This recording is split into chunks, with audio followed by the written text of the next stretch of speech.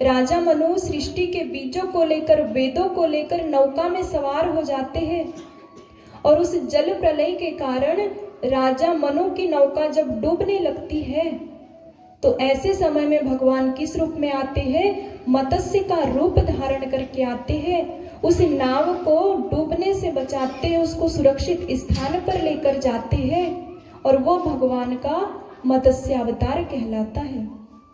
और उस जल प्रलय के पश्चात फिर से सृष्टि का पुनर्निर्माण प्रारंभ होता है। ये भगवान का पहला अवतार मत्स्य अवतार। लेकिन भाइयों बहनों, यदि हम आज विचार करें, आज की परिस्थितियों में यदि हम देखें तो आज हमारी आंखों के सामने भी एक मत्स्य अवतार हुआ है।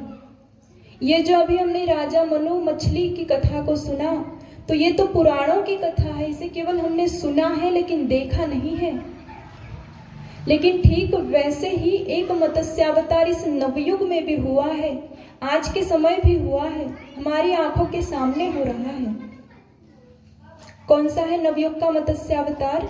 भाइयों बहनों, यदि हम कल्पना करें, हम सभी यदि सोचे विचार करें कि 5 पत्रिकाओं से शुरू होने वाला यह गायत्री परिवार, जो परम पूज्य गुरुदेव की परम वंदनीय माता जी की कुल 200 रुपए की संपत्ति से शुरू होने वाला यह गायत्री परिवार कहाँ से शुरू हुआ?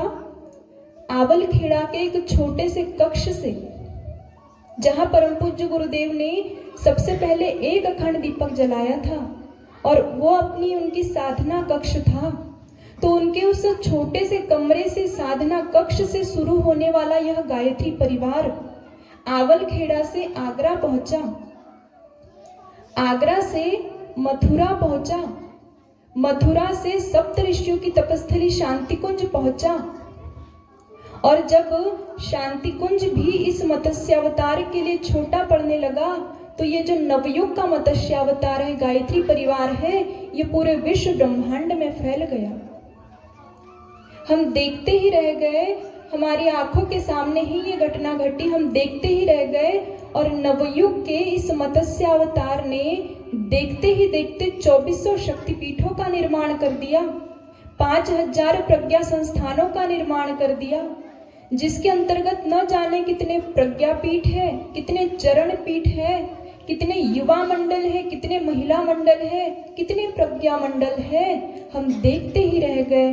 और नवयुग का यह मत्स्य अवतार पूरे विश्व ब्रह्मांड में फैल गया, धीरे धीरे धीरे अपना आकार बढ़ाया। 60 देशों में जिसकी शाखाएं हैं, 16 करोड़ लोग प्रतिदिन गायत्री मंत्र का जाप करते हैं।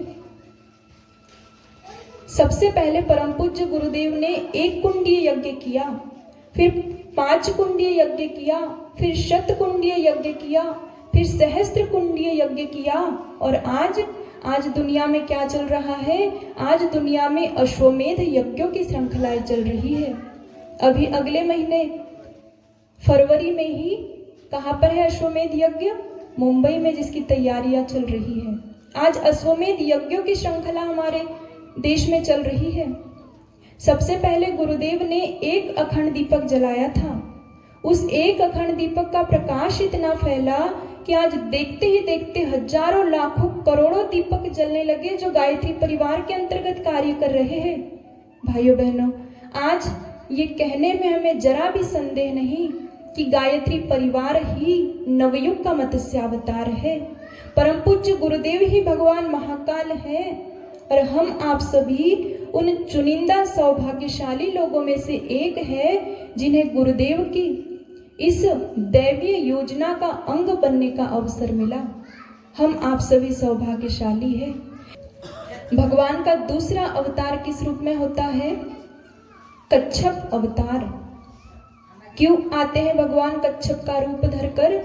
हम सभी जानते हैं, जब देवता और दानव दोनों दुखी थे, परेशान थे, दीनहीन जीवन जी रहे थे, तो ऐसे में वे भगवान ब्रह्मा जी के पास गए। तो ब्रह्मा जी ने उन्हें समाधान दिया, बोले तुम दोनों आपस में मिलकर सामूहिक पुरुषार्थ करो। और हम सभी जानते हैं, देवता और दानवों के सामूहिक पुरुषार्थ से क्या होता है? समुद्र मंथन होना तय होता है। और जब समुद्र मंथन होता है तो मंद्रांचल पर्वत को मथनी बनाकर होना होता है, और समुद्र मंथन में वो जो मंद्रांचल पर्वत था वो जमीन में धंसने लगता है। तो ऐसे समय में भगवान किस रूप में आते हैं? भगवान कच्छप का रूप धरकर आते हैं, केचुए के रूप में आते हैं। उस जो मंद्रांचल पर्वत था उसको अपनी पीठ पर धारण करते हैं, जिससे समुद्र मंथन आसानी से हो पाता है। और जब समुद्र मंथन हुआ तो फिर क्या निकलता है? उसमें से 14 रत्न निकलते हैं, और उन 14 रत्नों को एक एक करके सभी देवता आपस में लेने लगते हैं। जो ऐरावत हाथी निकला उसे देवराज इंद्र रख लेते हैं। उच्चश्रवा नामक अश्व निकलता है जिसे सूर्य भगवान रख लेते हैं। जो कल्प वृक्ष था वो शुक्राचार्य जी ने रख लिया। कामधेनु बृहस्पति देवता ने रख ली। लक्ष्मी जी निकली तो उनका वर्ण किसने किया? भगवान विष्णु जी ने। फिर क्या निकला? अमृत निकला। तो वो अमृत कौन ले लेते हैं? देवता आपस में बांट लेते हैं। फिर क्या निकलता है? वारुणी निकलती है। उस वारुणी को असुर ले लेते हैं। सभी देवता एक एक चीज उसमें से ले लेते हैं, एक एक रत्न ले लेते हैं। और फिर क्या निकलने लगता है? समुद्र मंथन में से हलाहल विष निकलने लगता है। तो उस हलाहल विष को देखकर सभी देवता भागने लगते हैं, पीछे होने लगते हैं, सब डर जाते हैं। लेकिन उन्हीं देवताओं की पंक्ति में पीछे कौन खड़े थे? भगवान शिव भी खड़े थे कि मेरे लिए कुछ बचे तो मैं भी कुछ ले लूं समुद्र मंथन में से। लेकिन जब हलाहल विष निकलने लगा, सभी देवता भागने लगे वहां से, तो उस चुनौती को फिर कौन स्वीकार करते हैं? कठिन से कठिन परिस्थिति यदि सामने हो तो ऐसी परिस्थिति के सामने कौन डटकर सामना करता है? भगवान महाकाल। वे पीछे नहीं हटे। भगवान महाकाल सामने आते हैं, भगवान शिव जी सामने आते हैं और उस कंठ को, किसे? उस विष को पीते हैं, उस विष का विषपान करते हैं और अपने कंठ में रोककर कौन कहलाते हैं? भगवान शिव नीलकंठ कहलाते हैं। यदि वो विष बाहर रह जाता तो भी नुकसान करता, और वो विष यदि भगवान शिव के गले के नीचे उतर जाता तो भी नुकसान करता। इसलिए भगवान शिव जी ने क्या किया? अपने कंठ में उस विष को रोक लिया और वे नीलकंठ कहलाए। क्या पिया भगवान शिव ने? लेकिन आज हमारे समाज में भगवान शिव जी की भक्ति के नाम पर कितने आडंबर हो रहे हैं। हम सभी की क्या सोच बन गई है कि भगवान शिव जी ने क्या पिया? भांग पी। तो ये सच है क्या? क्या पिया भगवान शिव ने? आज हमें जानने की आवश्यकता है। परम पूज्य गुरुदेव लिखते हैं, इस जग में सुख दुख निरंतर आते जाते रहते हैं। सुख तो सभी सह लेते हैं पर दुख धीर ही सहते हैं। मनुज दुग्ध से दनुज रुधिर से देव सुधा से जीते हैं, किंतु हलाहल विष का प्याला शिव शंकर ही पीते हैं, शिव शंकर ही पीते हैं। भगवान शिव ने किसी प्रकार का नशा नहीं किया, किसी प्रकार की भांग नहीं पी। भगवान शिव ने तो विषपान किया। लेकिन उनकी भक्ति के नाम पर आज हमारे समाज में क्या हो रहा है, आज ये सोचने का विषय है। यदि हम सावन के महीने में, आप कभी हरिद्वार जाकर के देखना सावन के महीने में, तो वहां आपको भगवान शिव जी के भक्त दिखाई देते हैं। कैसे भक्त होते हैं? जो एकदम झुंड बनाकर, भीड़ बनाकर दिल्ली से लेकर हरिद्वार तक कावड़ लेकर के चलते हैं, और आराम से शांति से नहीं चलते। अश्लील संगीत बजाते हुए, अश्लील गाने बजाते हुए, लड़ाई झगड़े करते हुए, गाली गलौज करते हुए क्या करते हैं? वहां हरिद्वार पहुंचते हैं, एकदम भीड़ बनाकर चलते हैं। ट्रेनों में पैर रखने के लिए जगह नहीं होती, स्टेशन पर जगह नहीं होती। और जब ये लोग वहां पर हरिद्वार में पहुंचते हैं और गंगा जी का गंगा जल लेकर भगवान शिव को समर्पित करते हैं, और क्या सोचते हैं कि अब हमारा जीवन धन्य हो गया, अब हमें मोक्ष मिल जाएगा, हमारे सारे पाप समाप्त हो जाएंगे। अश्लील संगीत बजाते हुए चलते हैं। भगवान शिव जी के नाम पर आजकल हमारे समाज में कैसे कैसे गाने बजने लगे हैं। और ऐसा कौन कर रहा है? कोई दूसरे धर्म के लोग नहीं, हमारे ही धर्म के लोग जो अपने आप को हिंदू कहते हैं, वे ऐसे अश्लील संगीत बजाते हुए भगवान शिव की भक्ति कर रहे हैं। भीड़ मचाते हुए चलते हैं लोग, पूरे हरिद्वार की शांति भंग हो जाती है। लड़ाई झगड़ा करते हैं, दंगे करते, जिसमें न जाने कितने लोगों की मृत्यु हो जाती है। ऐसी शिव जी की भक्ति आज हमारे समाज में हो रही है। क्या भगवान की कृपा आज इतनी सस्ती हो गई है? क्या भगवान शिव जी की भक्ति, हम सभी सुबह उठ करके क्या करते हैं? भगवान जी के मंदिर जाते हैं, भगवान को जल समर्पित करते हैं।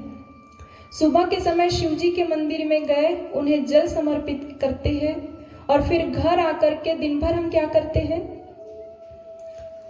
क्या करते हैं दिन भर?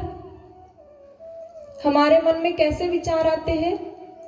गलत विचार आते हैं, लड़ाई झगड़ा हम करते हैं, चोरी करेंगे, बेईमानी करेंगे, छल करेंगे, कपट करेंगे, और ये सोचेंगे कि सुबह तो हमने भगवान को जल चढ़ा दिया, अब वे सब ठीक कर देंगे, अब हम निश्चिंत होकर के अपना दिन बिताए।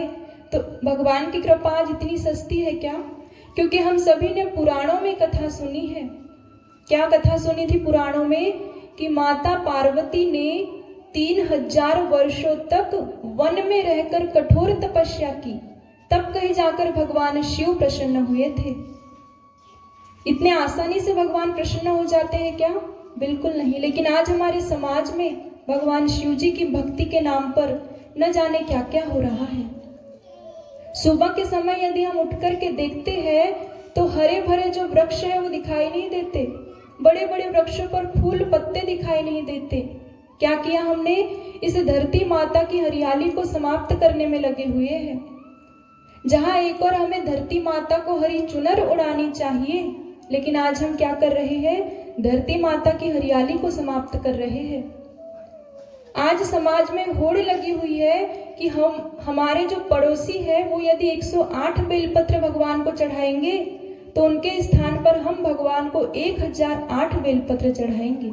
उसमें भी आज होड़ लगी हुई है। हम सभी जानते हैं जब माता पार्वती ने कठोर वन में रहकर तपस्या की तो वो वन किसका था? बेलपत्रों का था। वहां बेलपत्र के अलावा दूसरा कोई भी वृक्ष नहीं था। तो ऐसे समय में माता पार्वती ने अपने शरीर को जीवित रखने के लिए उन बेल के पत्तों का सेवन किया था, बेल के पत्तों को खाया था ताकि शरीर जीवित रहे।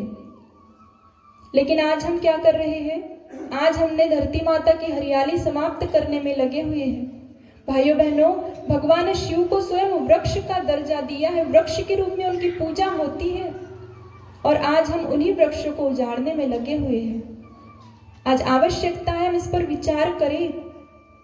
यदि हमने अपने जीवन में एक बेलपत्र का वृक्ष उजाड़ा है तो हम संकल्प लें कि 5 नए बेलपत्र के वृक्ष इस धरती माता को हम देंगे और धरती माता की हरियाली को यथावत बनाकर रखेंगे। आज इसकी हमें आवश्यकता है।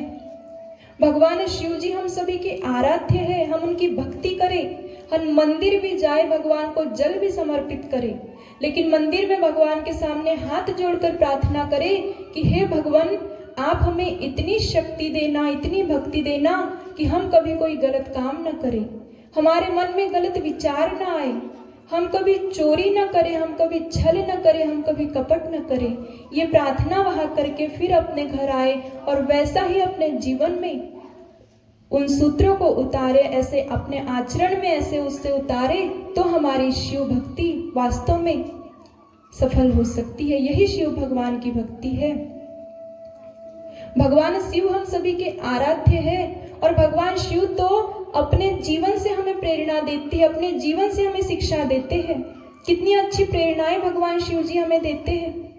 भगवान शिव जी की जटाओं से गंगा बहती है। माँ गंगा किसकी प्रतीक है? माँ गंगा प्रतीक है पवित्रता की, शांति की। समस्त मानव जाति को पवित्रता का, शांति का संदेश भगवान शिव देते हैं गंगा माता के माध्यम से। और भगवान शिव जी हमें क्या प्रेरणा देते हैं? भगवान शिव जी के मस्तिष्क पर चंद्रमा होता है। ये चंद्रमा किसका प्रतीक है? शांति का प्रतीक है। कभी कभी हमारे साथ क्या होता है घर में रहते हैं, छोटी छोटी बातों से हमारा दिमाग जल्दी गर्म हो जाता है, जल्दी दिमाग खराब हो जाता है। तो ऐसा बिल्कुल भी न करें। भगवान शिव हमें प्रेरणा देते हैं कि हमारा दिमाग सदैव संतुलित रहना चाहिए, सदैव शांत रहना चाहिए। ये प्रेरणा देने के लिए भगवान शिव जी अपने मस्तिष्क पर चंद्रमा को धारण करते हैं। और क्या प्रेरणा देते हैं भगवान शिव जी? अपने गले में सर्प को धारण करते हैं, मुंडों की माला पहनते हैं। क्या उद्देश्य है इसका? क्या प्रेरणा देते हैं इसके माध्यम से? कि यदि हमारे जीवन में विषैले लोग आ जाए, विषैले तत्व आ जाए, बुरे लोग आ जाए, तो हम उनसे कैसे डील करें, ये प्रेरणा देते हैं भगवान हमें सर्प के माध्यम से। और भगवान शिव जी हमें क्या प्रेरणा देते हैं? क्या वाहन है भगवान शिव जी का? नंदी, बैल। ये जो नंदी है ये परिश्रम का प्रतीक है, मेहनत का प्रतीक है। निरंतर परिश्रम करते रहते हैं, मेहनत करते रहता है। तो भगवान शिव जी हमें प्रेरणा देते हैं कि हम निरंतर परिश्रमी बने, मेहनत करें। क्योंकि भगवान किसकी सहायता करते हैं? आलसी लोगों की सहायता करते हैं क्या भगवान?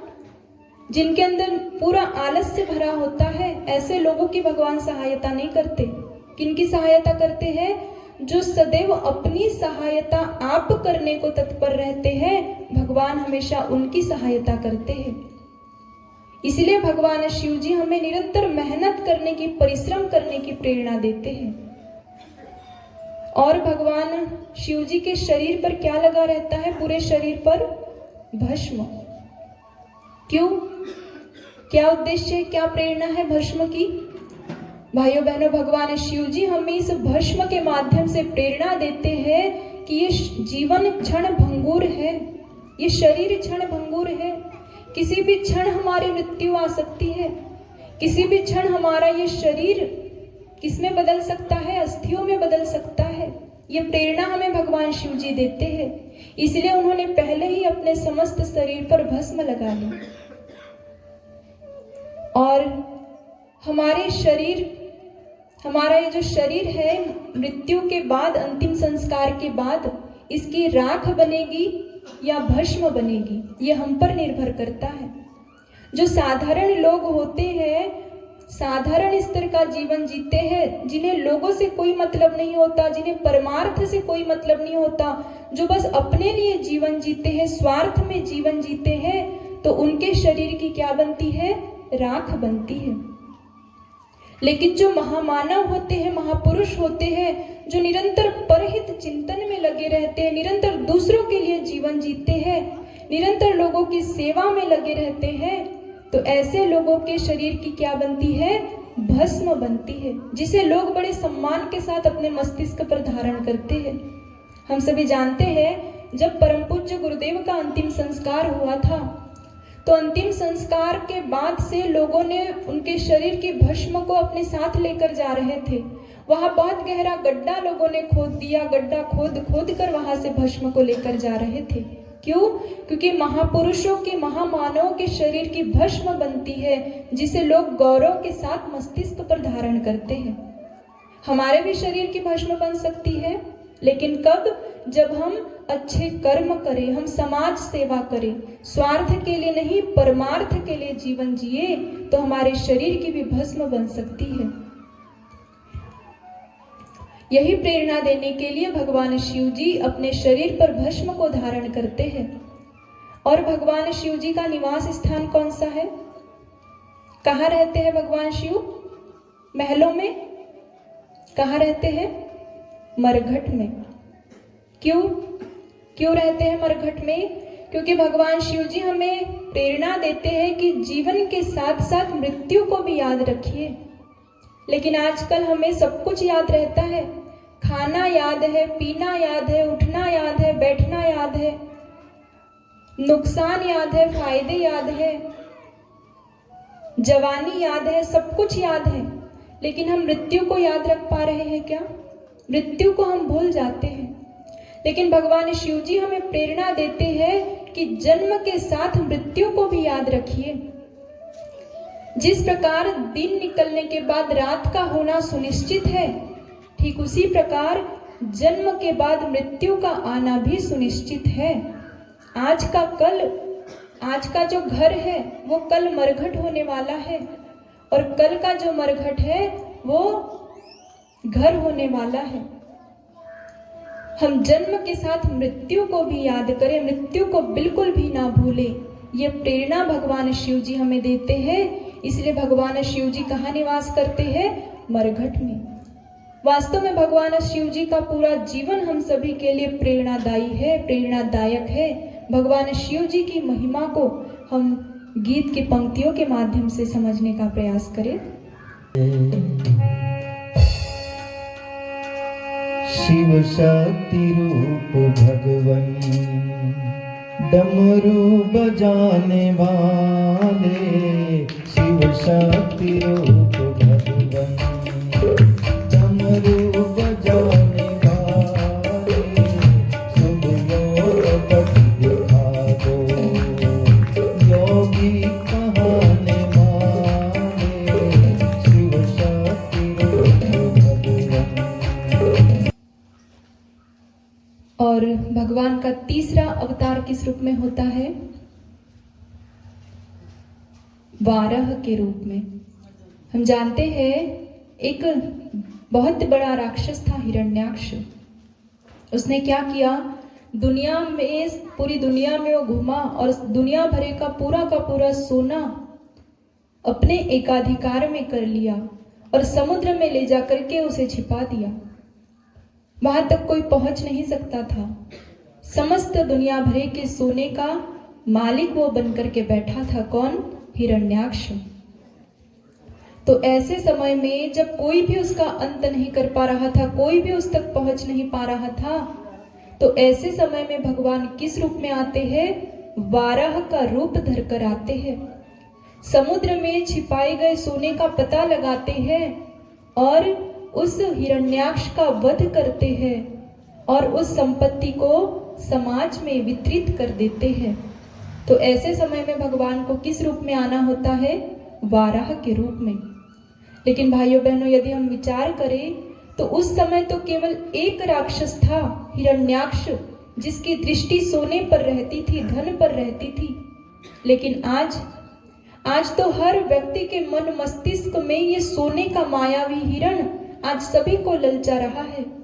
आज सभी लोगों के जीवन का एक ही लक्ष्य हो गया है, पैसा कमाना, पैसा एकत्रित करना।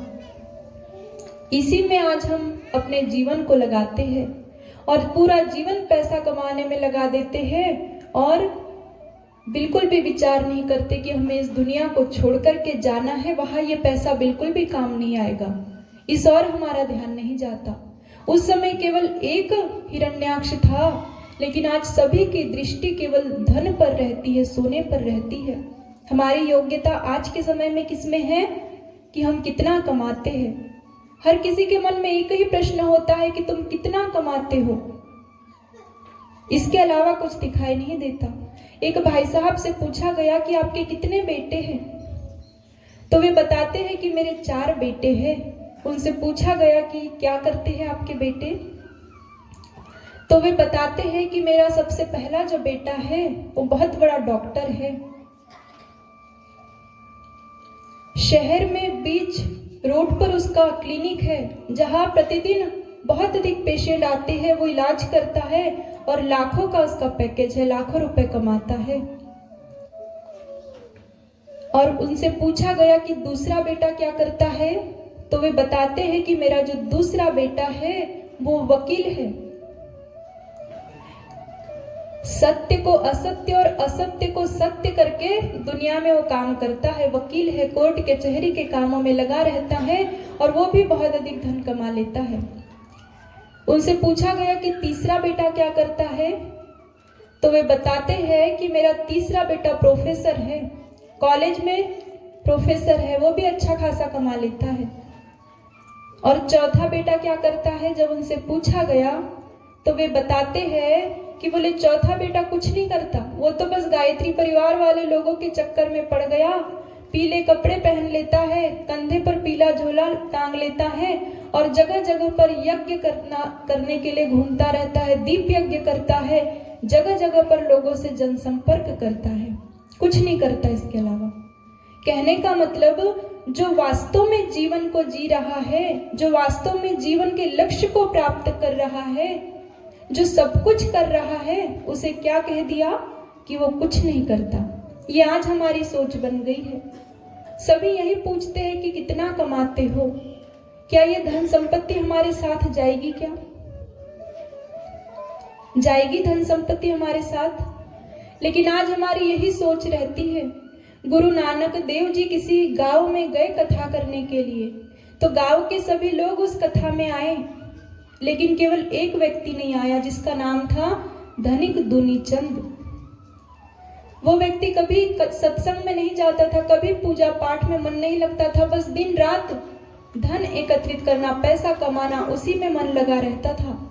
तो जब लोगों ने बताया गुरु नानक देव जी को कि जो धुनी चंद है, धनी चंद, वो दिन रात पैसे कमाने में लगा रहता है, तो गुरु नानक देव जी ने धनिक जो थे उनको बुलाया पास में और उनसे कहने लगे, भाई साहब आप एक काम करो, मेरी ये छोटी सी सुई है, इस सुई को आप अपने पास रख लो।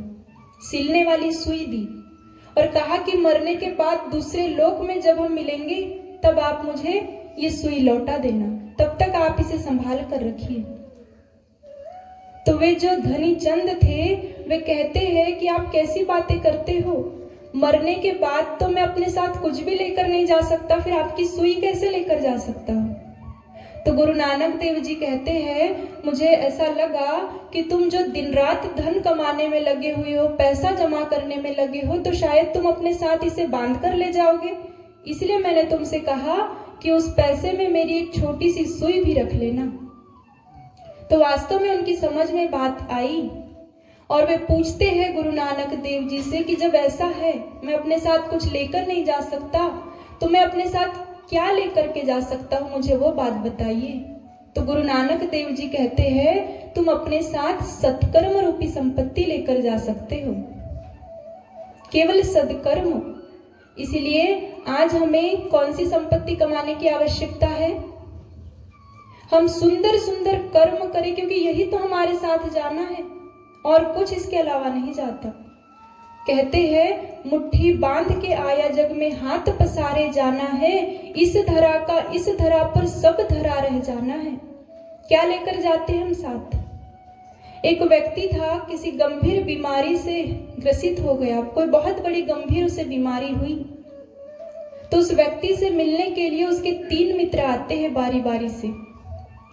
पहला मित्र आया और वो कहता है कि अभी तुम गंभीर बीमारी से ग्रस्त हो, तुम्हें बहुत बड़ी गंभीर बीमारी हो गई है, लेकिन तुम चिंता मत करना, इस बीमारी के इलाज में दुनिया से महंगी महंगी दवाएं क्यों न लाना पड़े, मैं तुम्हें ला करके दूंगा। चाहे भारत देश से लाना पड़े या भारत देश के बाहर से लाना पड़े, लेकिन मैं महंगी महंगी दवा ला करके तुम्हें दूंगा, लेकिन इससे ज्यादा मैं कुछ नहीं कर सकता। ये कौन कहता है? उस व्यक्ति का पहला मित्र। फिर थोड़ी देर बाद उसका दूसरा मित्र आता है। वो दूसरा मित्र आकर के कहता है कि अभी तुम बीमार हो, गंभीर बीमारी तुम्हें हो गई है और हम चाहते हैं कि तुम बिल्कुल स्वस्थ हो जाओ, ठीक हो जाओ, लेकिन यदि इस बीमारी के चलते तुम्हारी मृत्यु हो गई तो मरने के बाद के सारे कार्यक्रम हम करवा देंगे, मरने के बाद जो जो होता है हम सब कुछ करवा देंगे, लेकिन इससे ज्यादा कुछ नहीं कर सकते। किसने कहा? उस व्यक्ति के दूसरे मित्र ने। भाइयों बहनों, थोड़ी ही देर बाद उस व्यक्ति का तीसरा मित्र आता है और वो तीसरा मित्र आकर के कहता है, बोले तुम चिंता मत करो, क्योंकि मैं आज भी तुम्हारे साथ हूँ। तुम यदि इस बीमारी के चलते तुम्हारी मृत्यु होगी तब भी मैं तुम्हारे साथ रहूंगा, और मरने के बाद जहां जाओगे, जिस लोक में जाओगे, तब भी मैं तुम्हारे साथ आऊंगा, मैं तुम्हारा पीछा कभी नहीं छोड़ूंगा। भाइयों बहनों, ये जो 3 मित्र थे, ये केवल उस अकेले व्यक्ति के जीवन में नहीं आते, ये जो 3 मित्र है ये हम सभी के जीवन में आते हैं, सभी के जीवन में। मनुष्य का पहला मित्र कौन है? धन संपत्ति। क्या कहती है धन संपत्ति? कि यदि तुम बीमार पड़ गए गंभीर तुम्हें बीमारी हो गई तो बीमारी के इलाज में महंगी महंगी दवा ला करके हम तुम्हें दे सकते हैं, चाहे कितनी भी महंगी दवा हो, हम दवा ला करके तुम्हें दे सकते हैं, बस इससे ज्यादा कुछ नहीं कर सकते। ये कौन कहता है? संपत्ति। प्रत्येक मनुष्य के जीवन में दूसरा मित्र होता है। वो कौन है? जो कहता है कि हम चाहते नहीं है कि तुम मरो, लेकिन यदि मर गए तो मरने के बाद के सारे कार्यक्रम हम कराएंगे। कौन कहता है ये? परिवार। परिवार वाले कहते हैं क्या कि मर जाओ? बिल्कुल नहीं कहते। लेकिन मर गए तो मरने के बाद जो जो होता है, क्या क्या होता है? अंत्येष्टि, दशक्रिया, श्राद्ध, तेरहवीं, ये सब कुछ करवा देंगे, लेकिन इससे ज्यादा कुछ नहीं कर सकते। ये कौन कहता है? मनुष्य का दूसरा मित्र परिवार। लेकिन भाइयों बहनों, ये तीसरा मित्र कौन सा है जो बड़ा महत्वपूर्ण है? जो कहता है कि आज भी तुम्हारे साथ हूं, मरोगे तब भी साथ चलूंगा, और मरने के बाद जहां जन्म लेकर जाओगे वहां भी हम तुम्हारे साथ आएंगे, मैं तुम्हारा साथ कभी नहीं छोड़ूंगा। क्या है ये? कौन सा मित्र है? ये है हमारे कर्म, जो हमारा पीछा कभी नहीं छोड़ते, हमारा साथ कभी नहीं छोड़ते। आज भी हमारे साथ है, हम मरेंगे तब भी साथ साथ चलेंगे, और मरने के बाद जहां जन्म लेकर जाएंगे वहां भी हमारे साथ आएंगे। ये कर्म हमारा पीछा कभी नहीं छोड़ते। इसलिए हम कैसे कर्म करें? सुंदर कर्म करें, श्रेष्ठ कर्म हम करें, क्योंकि धन संपत्ति का उत्तराधिकारी हो सकता है, मकान और दुकान का उत्तराधिकारी हो सकता है, लेकिन कर्मों का उत्तराधिकारी होता है क्या? बिल्कुल नहीं। हमारे द्वारा किए गए कर्म का फल हमें ही भोगना पड़ता है, और कर्मों का फल मिलता अवश्य है। कर्म प्रधान विश्व रचि राखा, जो जस करहि सो तस फल चाखा। कर्म का फल मिलने में थोड़ी देरी हो सकती है, लेकिन हमारा किया हुआ कर्म, उसका फल हमें ही मिलता है। थोड़ी सी देरी हो सकती है। भाइयों बहनों, एक व्यक्ति सड़क के किनारे कहीं जा रहा था, तो उस व्यक्ति ने देखा कि सड़क के उस पार आम का एक बहुत बड़ा वृक्ष है। किसने देखा आम के पेड़ को? उस व्यक्ति की आंखों ने देखा कि सड़क के किनारे आम का बहुत बड़ा विशाल वृक्ष है, जिस पर पके हुए आम लगे हुए हैं। तो आंखों ने आम को देखा, लेकिन आंखें चलकर जा सकती थी क्या? चल करके कौन गया? उस व्यक्ति के पैरों के माध्यम से वो पेड़ तक चलकर गया, लेकिन पैर उस आम को तोड़ सकते थे क्या? किसने तोड़ा आम को? हाथों ने आम को तोड़ा, हाथ में आम आया, लेकिन हाथ उस आम को खा सकते थे क्या? किसने खाया? मुंह ने आम को खाकर अपने ही पास रखा क्या? कहा जाता है पेट में। जब इतना क्रम वहां पर हुआ, इतना सब कुछ वहां पर हुआ, तो थोड़ी ही देर में जब वो व्यक्ति आम खा रहा था, उतनी ही देर में आम का जो वृक्ष का मालिक है वो बड़े गुस्से में डंडा लेकर के आया। बड़े गुस्सा आया उसे कि मैंने इतनी मेहनत से, इतने परिश्रम से आम का वृक्ष लगाया है, इसका पालन पोषण किया है, और तुम इस आम के फल खा रहे हो। उसे बड़ा क्रोध आया और लकड़ी लेकर के आया, डंडा लेकर के आया, और उस व्यक्ति की पीठ पर दे मारा। पीठ की कोई गलती थी क्या? आम देखा किसने था? आंखों ने। चल करके कौन गया? तोड़ा किसने? खाया किसने? लेकिन मार क्यों पड़ी पीठ पर? पीठ की कोई गलती थी क्या? लेकिन भाइयों बहनों, जब पीठ पर मार पड़ी तो आंसू कहां से निकले? आंख से। जिसने उस आम को देखा था, अंत में उस आंख को रोना पड़ा। ये कर्म का विधान है। कर्म का फल मिलता जरूर है, थोड़ी सी देरी हो सकती है, लेकिन कर्म जो है वो अपने कर्ता को ढूंढ लेता है। इसीलिए हम कैसे कर्म करें? हम सुंदर कर्म करें। सदकर्म रूपी संपत्ति ही हमारे साथ जाती है। कर्म का कितना अधिक महत्व है। भाव भरी पंक्तियों के माध्यम से कर्म फल के सिद्धांत को हम सुनने समझने का प्रयास करें।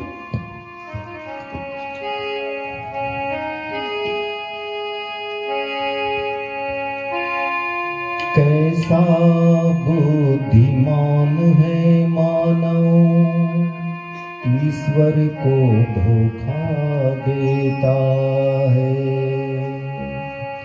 सज्जनता का वेश बना कर दुष्ट आचरण कर लेता है। किंतु कर्म फल की गहराई मूर्ख समझ नहीं पाता है। अपने हाथों खाई खोद कर खुद ही उसमें गिर जाता है। कर्मों के फल से न बचोगे, कर्मों के फल से न बचोगे, चलना बहुत संभाल के। अभी समय है अभी बदल लो तेवर अपनी चाल के। अभी समय है अभी बदल लो तेवर अपनी चाल के। कर्मों के फल से न बचोगे,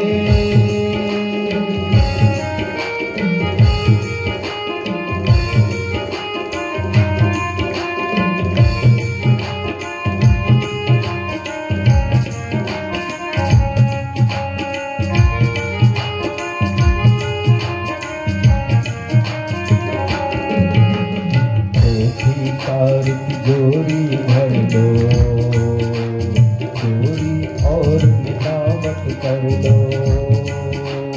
चोरी तार की जोरी भर लो, चोरी और मिलावट कर लो। खून खराबा लूट मचा लो, जो जी चाहे तो सब कर लो। खून खराबा लूट मचा लो, जो जी चाहे तो सब कर लो। आएगी किस काम हथकड़ी, आएगी किस काम हथकड़ी, जमुने रखी संभाल ले। अभी समय है अभी बदल लो तेवर अपनी चाल के। अभी समय है अभी बदल लो तेवर अपनी चाल।